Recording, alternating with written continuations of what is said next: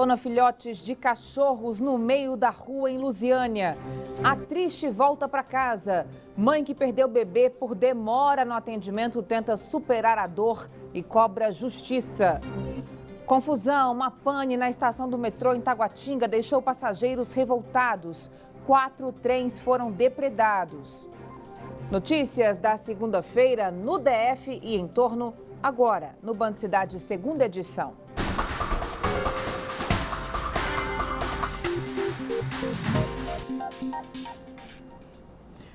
Olá, boa noite para você. Seja muito bem-vindo.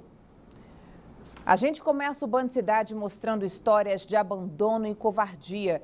Em uma semana, foram 2 casos de filhotes de cachorros largados no meio da rua. Em Lusiânia, câmeras de segurança gravaram um momento em que os animais foram abandonados. 6 filhotes de cachorros foram vistos por este ciclista no meio do mato, próximo ao condomínio Alto da Boa Vista, entre Planaltina e Sobradinho. Estava fazendo trilha, passando por aqui na entrada do tobogã, escutei uns latidinhos, uns gemidinhos, e quando eu procurei saber o que era, subi o barranco, olha que judiação que abandonaram. Olha isso, galera. 6 filhotes, lindos. E a gente voltou, eu e o Rodrigo, nós voltamos para resgatar essas criaturinhas. Ó. Olha que lindo. E a gente vai levar para adoção, tá ok? Então quem puder dar uma força aí pra gente, cara, nós vamos resgatar os bichinhos. Em Lusiânia, no entorno do DF, o abandono foi registrado por câmeras de segurança. Veja que esse carro branco estacionado deixa os 4 cachorros no meio da rua. Repare que o carro quase passa por cima dos animais. Uma estudante de veterinária encontrou os cachorrinhos. Ela adotou os filhotes e disse que registrou um boletim de ocorrência hoje à tarde para que o caso seja investigado. Abandonar animais é considerado crime de maus tratos e a pena pode variar de 3 meses a 1 ano de prisão, além de multa. Os filhotes encontrados próximo a Sobradinho estão disponíveis para adoção. E quem tiver interesse em acolher esses animaizinhos lindos aí, pode ligar para o telefone 991 37 7774. O caso da recém-nascida que morreu 1 hora depois do parto no Hospital Regional de Taguatinga. A mãe da bebê finalmente recebeu alta. Nós conversamos com a jovem que está muito abalada. A família vai recorrer à justiça por negligência médica. Larissa ainda está se recuperando da dor do parto, mas não sabe se e nem quando a dor de nunca poder ter a filha nos braços vai passar. A criança morreu 1 hora depois de nascer no Hospital Público de Taguatinga. Larissa chegou à unidade na terça-feira passada com encaminhamento para parto cesariano, mas só foi operada depois que uma das médicas identificou que o estado de saúde da bebê estava complicado. Para a mãe, houve negligência da equipe médica. Eu não estava em condições, eu já tinha um encaminhamento para fazer a cesárea. E ela, mesmo assim, quis continuar com o parto normal. Quando ela foi fazer o toque, ela tinha visto que a neném já tinha feito as fezes. E mesmo assim, ela continuou. Eu perguntei se tinha algum problema, ela falou que não tinha. E aí, continuou. E aí, viu que não estava dando certo, que acho que elas viram que ela já estava em sofrimento fetal, né? E aí, eles resolveram, de última hora, me levar para a sala de cirurgia, nas pressas. A cabeleireira diz que o hospital não ofereceu qualquer auxílio psicológico. Pelo contrário, enquanto estava em observação, foi colocada em uma sala com outras mães que amamentavam os filhos. Depois eles me deixaram lá jogada, eu fiquei ainda numa sala com um monte de mãe que tinha neném, que estava amamentando. Então, sabe, isso foi muito mais doído ainda para mim. Eu tive o parto normal, tive o cesáreo e ainda estou sem minha filha. Então, assim, é muito difícil, muito, muito mesmo.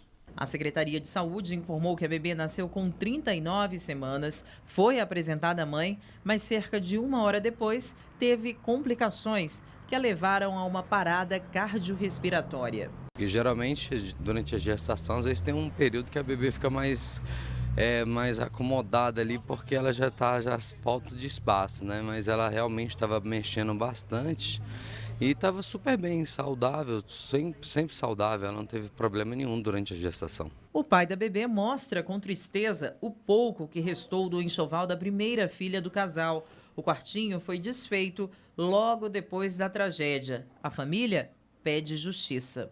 O meu cunhado e meu marido já estão tomando conta disso, porque eu não posso, também estou me recuperando, né, da operação. E aí eles já estão tomando conta, já estão colocando firme mesmo, porque isso não pode ficar assim. Atenção, moradores de Vicente Pires, essa é a última semana para participar do processo de venda direta dos lotes. Quem tem os detalhes ao vivo é a repórter Camila Lopes. Oi, Camila, boa noite.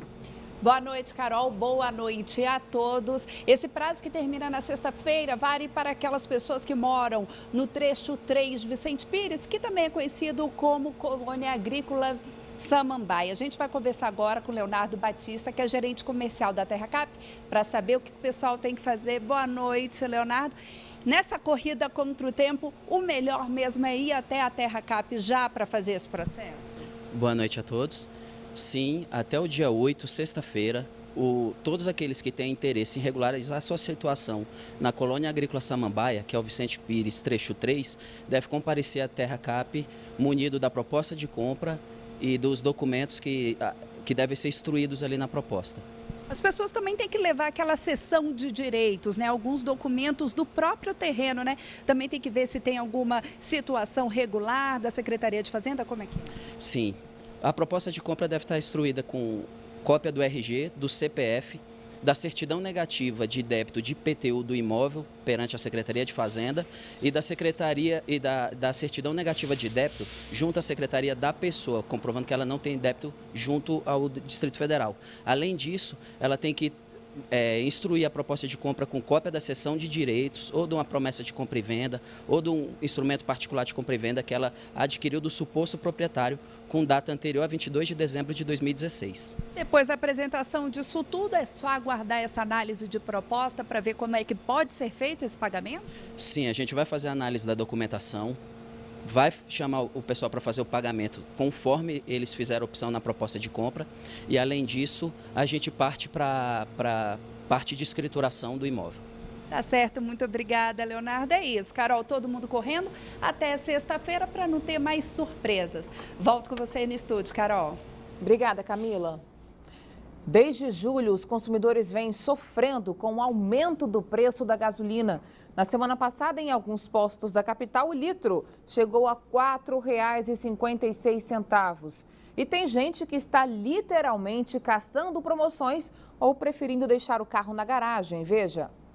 Não precisa andar muito e já dá para ver a diferença nos preços da gasolina. Neste posto, o litro sai a R$ 4,39 e nesse outro, R$ 3,97. Dá só uma olhadinha no tamanho da fila. Tem que procurar o mais barato, né? E para fugir dos altos preços, os motoristas não estão apenas procurando promoções. Hoje, o Cassiano preferiu ir de carro para o trabalho, mas tem dias em que ele procura outro meio de transporte. Às vezes eu vou em casa de cliente de bicicleta. Ele pergunta se eu tenho carro ou não. Eu tenho sim, mas é pela economia do combustível, está muito caro. Por vários meses seguidos, os brasilienses vêm sendo surpreendidos com a alta no preço da gasolina. De acordo com esse especialista, os preços caros e os aumentos vão continuar. Eu não estou vendo num prazo médio que isso vai se alterar. A Petrobras precisa de dinheiro, ela precisa desses preços. A Agência Nacional do Petróleo e o Sindicombustíveis da capital preferiram não comentar os preços. Informaram apenas que essa variação é responsabilidade de cada posto. Mas o economista explica algumas das justificativas para tantos aumentos. Só fica uma explicação, que a Petrobras, que teve muitos prejuízos devido à roubalheira, né, à corrupção, foi muito forte, prejudicou muito a empresa, e a política de preços reprimidos praticada no governo anterior. E nesse cenário, restam poucas alternativas para o consumidor. Eu procuro sempre encher o tanque e aproveitar as promoções. 1, 2. A primeira parcela do 13º salário já está na conta de mais de 40 milhões de trabalhadores de todo o país. O benefício injetou cerca de 130 bilhões de reais na economia. E aqui no DF, o comércio já está sentindo a diferença. Mal a primeira parcela do 13º caiu na conta da Giovana e ela já foi gastar. Eu gastei no mesmo dia, eu fiz o que não dava para fazer com o salário, né? Eu tava planejando arrumar meu cabelo, tem um tempo. E aí, como eu já não tinha dinheiro, aí veio numa hora bem-vinda e aí eu fiz minhas luzes, sobrou um dinheirinho e aí eu tenho um pouquinho guardado ainda, né? Estou aguardando a do dia 20 de dezembro. A Beatriz não fez diferente com um dinheirinho a mais. Essa foi a primeira vez que ela recebeu o benefício. Eu fui no salão, eu arrumei o meu cabelo, comprei roupa nova, comprei uns brinquinhos, joias. E a sensação de alívio com tanta gastança é do comércio. A expectativa do aumento das vendas em relação ao mesmo período do ano passado é de 6%. Mas já tem empresário sentido um impacto ainda maior, como foi o caso da Cristiane. Na semana mesmo, já é um crescente. É tanto que eu tive um aumento, eu queria 12% no meu mês de novembro, mas a gente conseguiu um aumento de 9%. Então, na atual circunstância, isso é maravilhoso, né? Só que o comportamento dos consumidores mudou um pouco. De acordo com a empresária, eles estão mais conscientes na hora de fazer as compras de fim de ano. O consumidor, ele está mais consciente, ele está valorizando mais a sua moeda, entendeu? Então, ele faz pesquisa mesmo, ele procura. Depois de uma perseguição, a Polícia Militar prendeu 2 homens acusados de cometerem vários furtos no interior de carros no DF. Na fuga, que começou no Pistão Norte, em Taguatinga, os criminosos dirigiam em alta velocidade e chegaram a subir em um canteiro próximo à pista. Depois, fugiram em direção a Vicente Pires. Os 2 homens foram presos em frente à chácara 124. Dentro do carro clonado, os militares encontraram ainda estepes e outros objetos furtados. E olha essa história de superação. Um ex-morador de rua, viciado em crack, deu a volta por cima e montou a própria marcenaria em São Sebastião. Hoje, Adeilson comemora várias conquistas depois de receber ajuda para tratamento contra o vício das drogas. Quase 5 anos livre do crack. Adeilson sente como se tivesse nascido de novo. O maranhense de 41 anos conta como se tornou morador de rua e como as drogas quase acabaram com a vida dele. Quando eu cheguei em Brasília, eu estava com uma quantia de dinheiro no bolso, né? E aí eu ia mudar de ônibus aqui em Brasília para seguir para São Paulo, para casa de uma tia minha, né? Aí quando eu desci na rodoviária, a primeira coisa que eu vi foi uma pessoa aparentemente que usava. E eu já cheguei perto dessa pessoa para procurar onde que tinha para vender. E comecei a comprar. E nisso já fiquei indo pela rua, né? Já dormi na rua, ali amanhecia, anoitecia na rua. A volta por cima veio quando o marceneiro ajudou a encontrar um jovem que estava desaparecido em agosto de 2013. Agradecida, a família do rapaz ofereceu ajuda ao morador de rua que pediu para ser internado e se tratar do vício.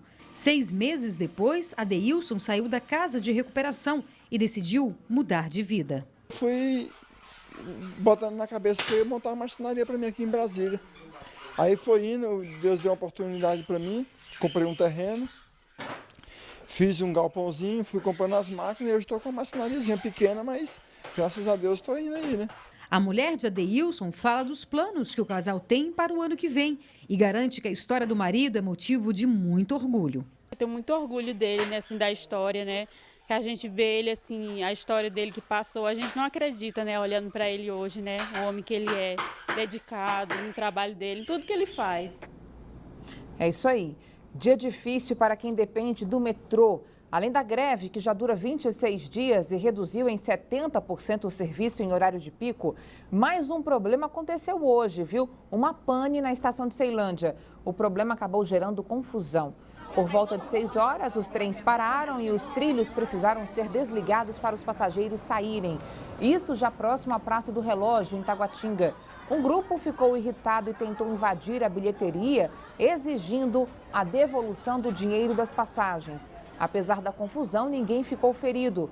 O metrô informou que uma falha mecânica prejudicou o funcionamento do sistema. A situação durou cerca de 3 horas. 4 trens foram depredados, além da bilheteria. A empresa disse ainda que o dinheiro da passagem foi devolvido àqueles que fizeram a solicitação. O caso do sargento do Corpo de Bombeiros que roubou e fugiu com uma viatura da corporação. Fabrício Marcos de Araújo continua preso. Durante a perseguição policial, um militar ameaçou invadir o Congresso Nacional e só foi parado depois de ter os pneus furados a tiros pela Polícia Militar. A narração feita por um policial militar deixa claro que a situação é crítica e bastante tensa. Acompanhamento a um bombeiro. Tiros. Bombeiro roubou um caminhão do Corpo de Bombeiros. Ele tá louco, disparado aqui na esplanada. As cenas são de uma perseguição a um sargento dos bombeiros que, na madrugada de domingo, furtou um caminhão da Corporação de Ceilândia e, em alta velocidade, pegou a estrutural e seguiu em direção à esplanada dos ministérios. Foram quase 30 quilômetros nessa situação. O motorista negou várias ordens de parada e só freou perto da Catedral de Brasília porque pneus foram furados a tiros. Ninguém se feriu. Vai, tem que ser tudo.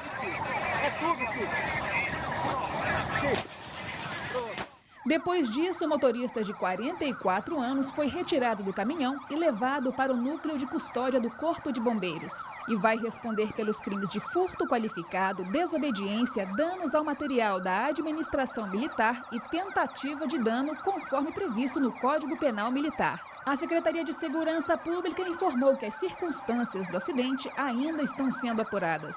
Já durante a perseguição, os bombeiros e a polícia militar informaram que o homem aparentava estar em surto psicótico.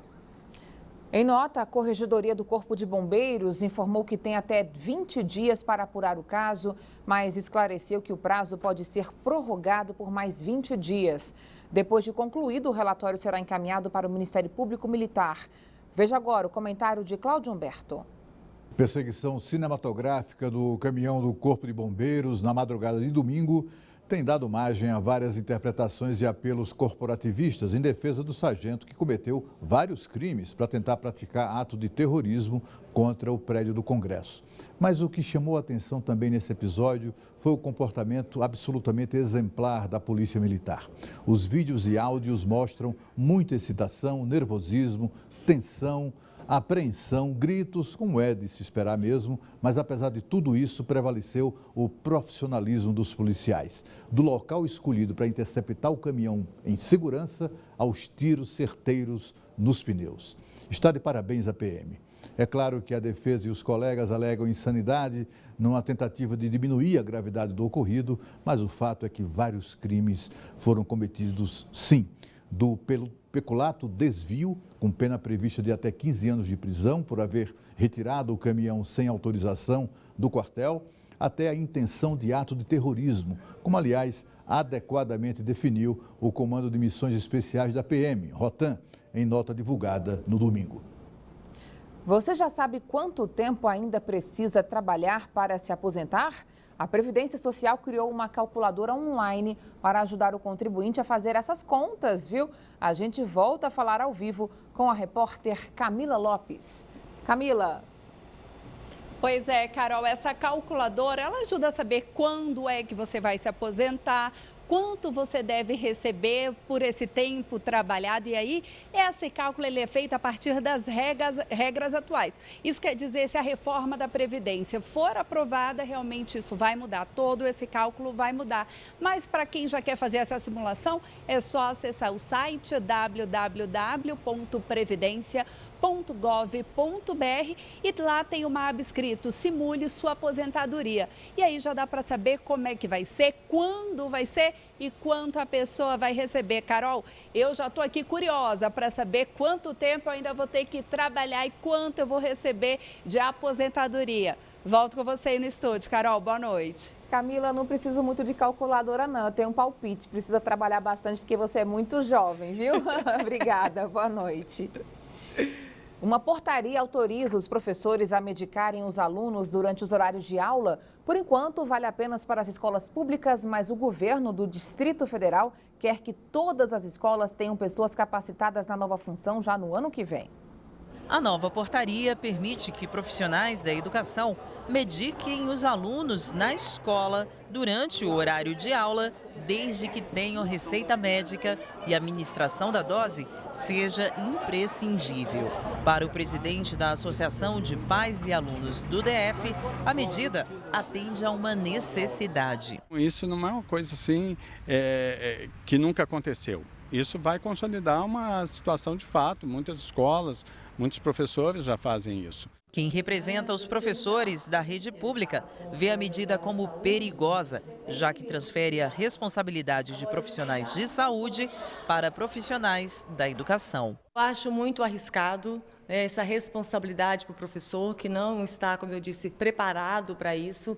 Então, nós entendemos que a escola tem essa responsabilidade, mas o profissional assumir essa responsabilidade, com certeza, não é o professor. A portaria foi editada na semana passada. A Secretaria de Educação informou que todo o processo está sendo encaminhado para que os atendimentos aos estudantes ocorram a partir do início do ano que vem. A portaria prevê ainda que a Secretaria de Saúde promova treinamento dos profissionais da educação para a administração de medicamentos. Prevê, inclusive, que as escolas tenham uma sala reservada com porta, chave, pia, geladeira e armário com chave para armazenar os remédios. Quanto ao armazenamento, eu já acho um pouco complexo, né?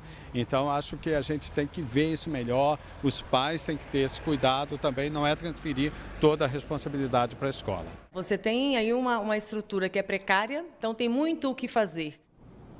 Veja a seguir, estelionatária aplica mais de 200 furtos e golpes. Nem melhor amiga de infância escapa. Depois do intervalo, até já.